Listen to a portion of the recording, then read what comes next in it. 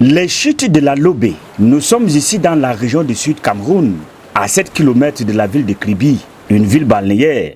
Les chutes de la Lobé attirent plus d'un visiteur. Ça me fait plaisir de venir ici de temps en temps me détendre. Ça me fait vraiment plaisir parce que c'est un lieu de loisirs, un lieu de distraction, un lieu touristique, quoi. Quand vous-même vous regardez les chutes de la Lobé, est-ce que ça vous intéresse pas? Donc c'est bien. J'ai choisi parce que ça me façonne, quoi. C'est vraiment magnifique. Avec les chutes un peu de partout, comme vous constatez de vous-même. Je suis venue vous visiter les chutes de Lobé, vu que je suis de passage au Cameroun. Je me suis dit, pourquoi pas de venir faire une petite visite ici, parce qu'on entend parler, c'était l'occasion. Que je connais déjà la ville de Limbé et Kribi, je ne connaissais pas du tout. Je me suis dit, c'est l'occasion de faire une autre ville camerounaise dont tout le monde en parle. Et précisément la chute de Lobé que je ne connaissais pas.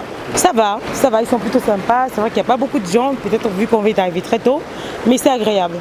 Lieu touristique par excellence, parce que ces chutes ont la particularité rare au monde du fait que le fleuve Lobé se jette directement dans l'océan Atlantique. C'est aussi un lieu symbolique pour la culture ancestrale des populations locales. Il y a plein de choses naturelles. À l'intérieur des chutes se trouvent plein de secrets. Pour le peuple Batanga, en fait le peuple kribien en général, on retrouve dans le peuple kribien, on retrouve les Batanga, on retrouve les Mabéa, la culture kribienne en fait. On y trouve les sirènes, la vraie nature, même la vraie nature de l'eau se trouve aux chutes de la Lobé. Pour visiter les chutes de la Lobé, il faut respecter les consignes. Ce que vous ne devez pas faire dans les chutes, d'abord, il ne faut jamais arriver aux chutes de la Lobé sans avoir un guide touristique. Et de deux, quand le guide vous demande de ne pas faire ça, ne faites pas à votre tête ou à votre guise. Donc il faut toujours avoir quelqu'un du village. Par moment, il y a d'autres qui ne veulent pas les guides. Après, ils se retrouvent dans l'eau, noyés. À la faute nous revient encore nous-mêmes.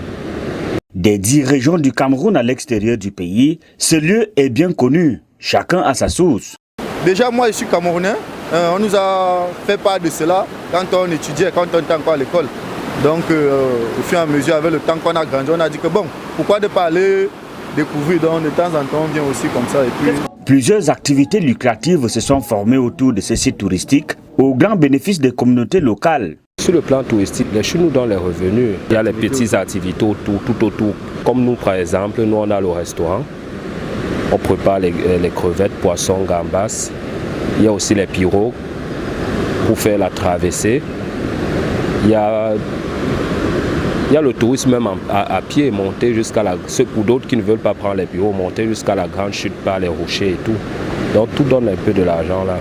Une distance d'environ 293 km sépare les chutes de la Lobé de la capitale Yaoundé.